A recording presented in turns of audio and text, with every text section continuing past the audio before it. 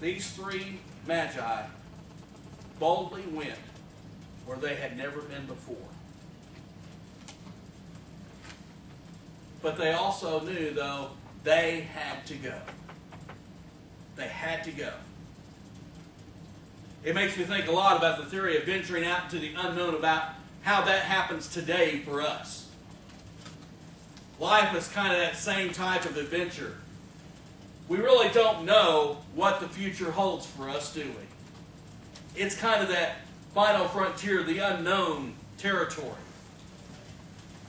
I'm standing here before you today, and I really don't know what tomorrow will hold for me.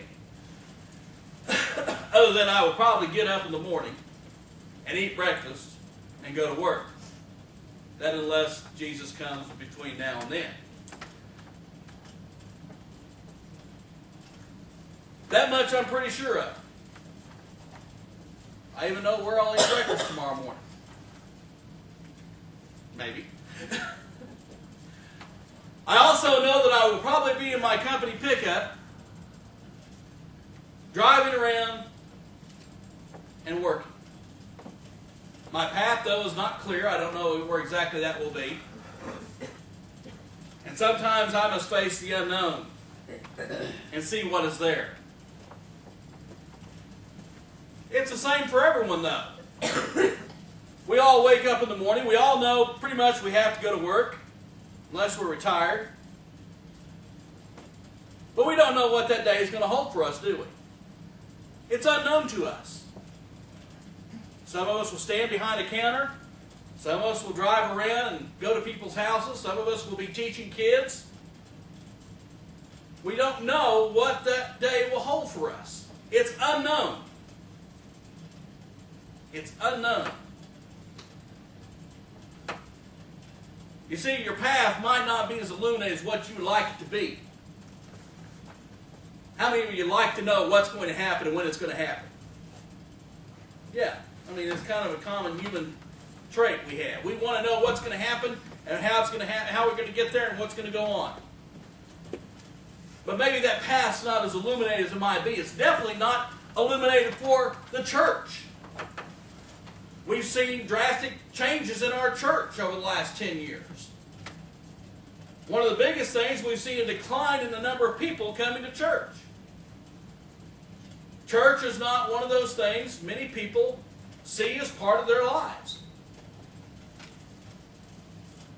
And the way we do church also is kind of one of those things that's up in the air. We know how we've been doing it, but we really don't know where it's going to take us and what the next 5 or 10 years is going to hold for the church.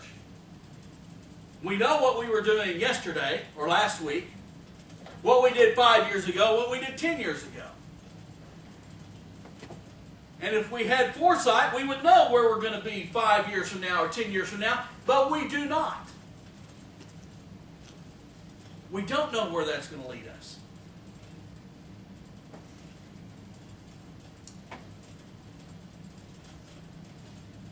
Sometimes people are scared to venture into the unknown. I'm one of them. I don't like venturing into what I don't know what I'm getting into. But sometimes Jesus calls us to step out into the unknown. To step out into the unknown. I think about Jesus' disciples. When the first disciples were called, and he was standing out on that shore, and he called out to those in the boat and says, "Come, if you really want to be fishermen, come follow me and fish for men." And immediately, they left their boat and followed him. They didn't know what was in store for them.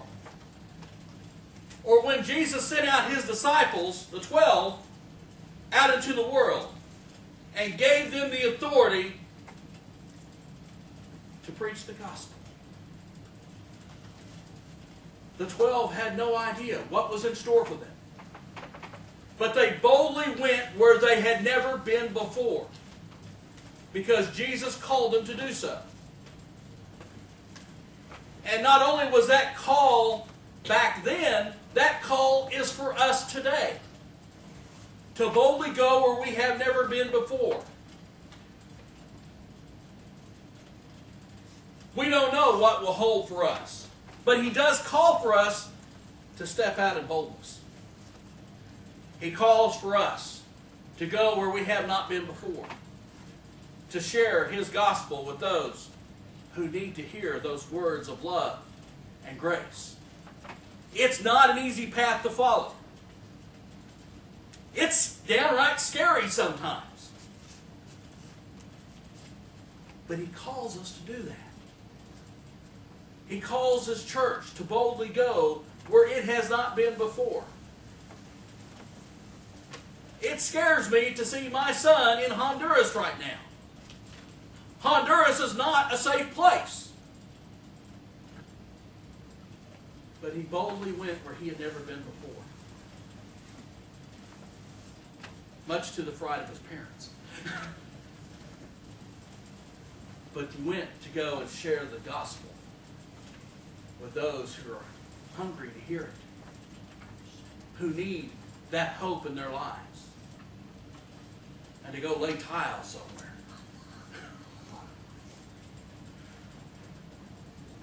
To step out into boldness, to boldly go where we have never been before. That is the true adventure us Christians are called to follow. To boldly go where we have not been before. That's our calling. That's our adventure. To seek Him out, or continue that new life He has for us. I want to ask you, is Jesus calling you today to step out and boldly go where you've never been before? Many of us made New Year's resolutions. Many of us did not. One of the ones that I made for myself, and I know a couple of it have, is to read the Bible a little bit more.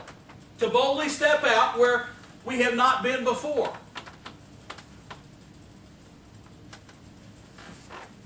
So I resurrected our GPS starting this week. To kind of give us that path and that aid. You know, last week we talked about what was the keys to having a successful New Year's resolution. Desire, support, and accountability. I have the desire to read the Bible more. I have the support to be able to do it. Now I've got to hold myself accountable and have other people hold me accountable. To boldly step out where I have not been before. Maybe that's what Jesus is calling for you to do today. To boldly step out where you've never stepped out before. I think He's calling us out to do something more bold for Him. To be bold in the way we present ourselves in the world. It's like Nancy said, sometimes the only map people see to the Bible is through us. That's an awful scary thought, isn't it? It's an awful scary thought. But I ask you this morning, is Jesus calling you to do something a little bit more? To step out of your comfort zone? To step out in boldness? And to boldly go where you've never been before? It's a scary thought. But let me tell you, it's a rewarding venture. For when you step out, Jesus knows. And Jesus can reward.